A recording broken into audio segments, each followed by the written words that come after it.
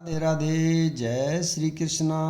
आज मैं श्रीमद् भागवत गीता का अध्याय नंबर 6 का सीरियल नंबर 6 पढ़ रहा हूँ।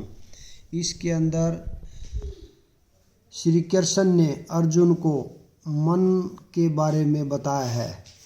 हे कृष्ण, अर्जुन बोल रहा है कृष्ण जी को, तो हे कृष्ण, चूँकि मन चंचल, उछल, हठीला तथा अत्यंत बलवान है, अतः मुझे इसे वश में करना वायु को वश में करने से भी अधिक कठिन लगता है। मन इतना बलवान तथा दुराग्रमी है कि कभी कभी यह बुद्धि का उल्लंघन कर देता है, यद्यपि उसे बुद्धि के अधीन माना जाता है। इस व्यवहार जगत में जहाँ मनुष्य को अनेक विरोधी तत्वों से संघर्ष करना होता है, उसके लिए मन को वश में कर पाना अत्यंत कठिन हो जाता है। कृत्रिम रूप में मनुष्य अपने मित्र तथा शत्रु दोनों के प्रति मानसिक संतुलन स्थापित कर सकता है, किंतु अंतिम रूप में कोई भी संसारी पुरुष ऐसा नहीं कर पाता, क्योंकि ऐसा कर पाना वेगवान वायु को वश में करने से भी कठिन है। वैदिक साहित्य में कहा गया है, प्रत्येक व्यक्ति इस भौतिक शरीर रूपी रथ पर आरूढ़ है और बुद्धि इसका सारथी है। मन लगाम है तथा इंद्रियां घोड़े हैं। इस प्रकार मन तथा इंद्रियों की संगति से यह आत्मा सुख या दुख का भोगता है, ऐसा बड़े बड़े चिंतकों का कहना है। यद्यपि बुद्धि को मन का नियंत्रण करना चाहिए, किंतु मन इतना प्रबल तथा हठी है कि इसे अपनी बुद्धि से भी जीत पाना कठिन हो जाता है। जिस प्रकार की अच्छी से अच्छी दवा द्वारा कभी कभी रोग वश में नहीं हो पाता, ऐसे प्रबल मन को योगाभ्यास द्वारा वश में किया जा सकता है, किंतु ऐसा अभ्यास कर पाना अर्जुन जैसे संसारी व्यक्ति के लिए कभी भी व्यवहारिक नहीं होता। तो फिर आधुनिक मनुष्य के संबंध में क्या कहा जाए। यहाँ पर प्रयुक्त उपमा अत्यंत उपयुक्त है। झंझावात बात को रोक पाना कठिन होता है और उछल मन को रोक पाना तो और भी कठिन है। मन को वश में रखने का सरलतम उपाय जिसे भगवान चैतन्य ने सुझाया है, यह है कि समस्त दन्यता के साथ मोक्ष के लिए हरे कृष्ण महामंत्र का कीर्तन किया जाए। विधि यह है, स वहे मन कृष्ण पदारविंदयो। मनुष्य को चाहिए कि वह अपने मन को पूर्णता कृष्ण में लगाए, तभी मन को विचलित करने के लिए अन्य व्यवस्थाएं शेष नहीं रह जाएंगी। भगवान श्री कृष्ण ने कहा, हे महाबाहु कुंती पुत्र, निसंदेह चंचल मन को वश में करना अत्यंत कठिन है, किंतु उपयुक्त अभ्यास द्वारा तथा विरक्ति द्वारा ऐसा संभव है। अर्जुन द्वारा व्यक्त इस हठीले मन को वश में करने की कठिनाई को भगवान स्वीकार करते हैं, किंतु साथ ही वे सुझाते हैं कि अभ्यास तथा वैराग्य द्वारा यह संभव है। यह अभ्यास क्या है? वर्तमान युग में तीर्थवास, परमात्मा का ध्यान, मन तथा इंद्रियों का निग्रह, ब्रह्मचर्य पालन, एकांतवास आदि कठोर विधि विधानों का पालन कर पाना संभव नहीं है, किंतु कृष्ण भावनामृत के अभ्यास से मनुष्य भगवान की नवधा भक्ति का आचरण करता है। ऐसी भक्ति का प्रथम अंग है कृष्ण के विषय में श्रवण करना। मन को समस्त प्रकार की दूषित चिंताओं से शुद्ध करने के लिए यह परम शक्तिशाली एवं दिव्य विधि है।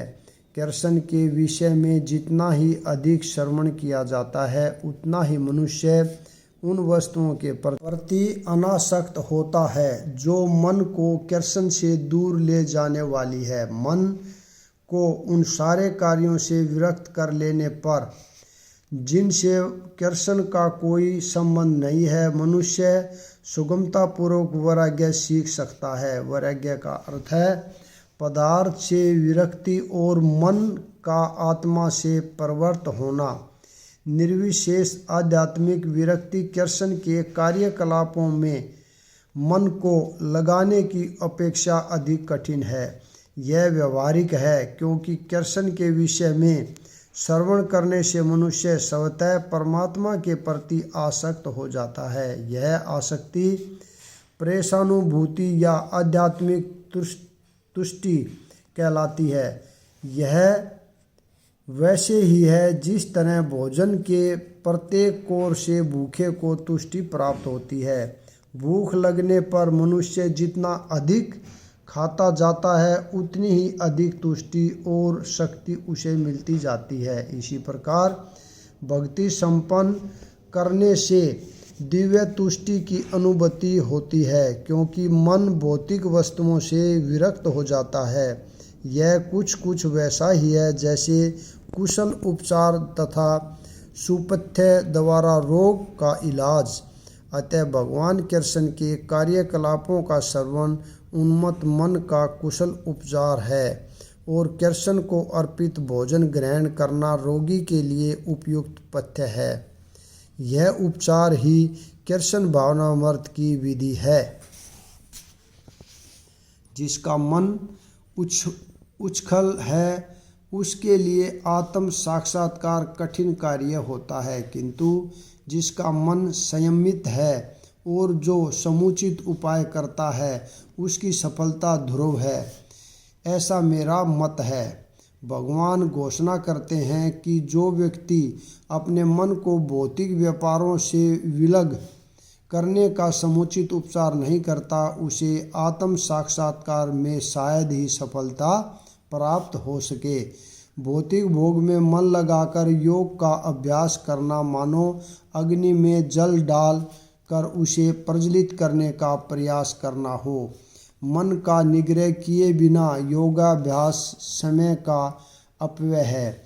योग का ऐसा प्रदर्शन भले ही भौतिक दृष्टि से लाभप्रद हो, किंतु जहाँ तक आत्म साक्षात्कार का प्रश्न है यह सब व्यर्थ है। अतः मनुष्य को चाहिए कि भगवान की दिव्य प्रेमा भक्ति में निरंतर मन को लगाकर उसे वश में करे। कृष्ण भावनामृत में प्रवृत्त हुए बिना मन को शिथिल कर पाना असंभव है। कृष्ण भावना भावित व्यक्ति बिना किसी अतिरिक्त प्रयास के ही योगाभ्यास का फल सरलता से प्राप्त कर लेता है, किंतु योगाभ्यास करने वाले को कृष्ण भावना भावित हुए बिना सफलता नहीं मिल पाती। अर्जुन ने कहा, हे कृष्ण, उस असफल योगी की गति क्या है जो प्रारंभ में श्रद्धापूर्वक आत्म साक्षात्कार की विधि ग्रहण करता है, किंतु बाद में भौतिकता के कारण उसे विचलित हो जाता है और योग सिद्धि को प्राप्त नहीं कर पाता। भगवत गीता में आत्म साक्षात्कार या योग मार्ग का वर्णन है। आत्म साक्षात्कार का मूलभूत नियम यह है कि जीव आत्मा यह भौतिक शरीर नहीं है, अपितु इससे भिन्न है और उसका सुख शाश्वत जीवन आनंद तथा ज्ञान में निहित है। ये शरीर तथा मन दोनों से परे है। आत्म साक्षात्कार की खोज ज्ञान द्वारा की जाती है। इसके लिए अष्टांग विधि या भक्ति योग का अभ्यास करना होता है। इनमें से प्रत्येक विधि में जीव को अपनी स्वाभाविक स्थिति, भगवान से अपने संबंध तथा उन कार्यों की अनुभूति प्राप्त करनी होती है जिनके द्वारा वह टूटी हुई श्रृंखला को जोड़ सके और कृष्ण भावनामृत की सर्वोच्च सिद्ध अवस्था प्राप्त कर सके। इन तीनों विधियों में से किसी एक का भी पालन करके मनुष्य देर सवेर अपने चरम लक्ष्य को प्राप्त होता है। भगवान ने द्वितीय अध्याय में इस पर बल दिया है कि दिव्य मार्ग में थोड़े से प्रयास से भी मोक्ष की महती आशा है। इन तीनों में से इस युग के लिए भक्ति योग विशेष रूप से उपयुक्त है, क्योंकि इस साक्षात्कार की यह श्रेष्ठतम प्रत्यक्ष विधि है। अतः अर्जुन पुनः आश्वस्त होने की दृष्टि से भगवान कृष्ण से अपने पूर्व कथन की पुष्टि करने को कहता है। भले ही कोई आत्म साक्षात्कार के मार्ग को निष्ठापूर्वक क्यों न स्वीकार करे, किंतु ज्ञान की अनुशीलन विधि तथा अष्टांग योग का अभ्यास इस युग के लिए सामान्यतः बहुत कठिन है। अतः निरंतर प्रयास होने पर भी मनुष्य अनेक कारणों से असफल हो सकता है। पहला कारण तो यह हो सकता है कि मनुष्य इस विधि का पालन करने में पर्याप्त सतर्क न रह पाए। दिव्य मार्ग का अनुसरण बहुत कुछ माया के ऊपर धावा बोलना जैसा है। फलतः जब भी मनुष्य माया के पास से छूटना चाहता है, तब वह विविध प्रलोभनों के द्वारा अभ्यासकर्ता को पराजित करना चाहती है। बद्धजीव पहले से प्रकृति के गुणों द्वारा मोहित रहता है और दिव्य अनुशासनों का पालन करते समय भी उसके पुनः मोहित होने की संभावना बनी रहती है। यही योग चलित मानस अर्थात दिव्य पथ से विचलन कहलाता है। अर्जुन आत्म साक्षात्कार के मार्ग से विचलन के प्रभाव के संबंध में जिज्ञासा करता है। यहाँ पर मैं विराम देता हूँ। अगला अध्याय कल पढ़ेंगे। राधे राधे। जय श्री कृष्णा।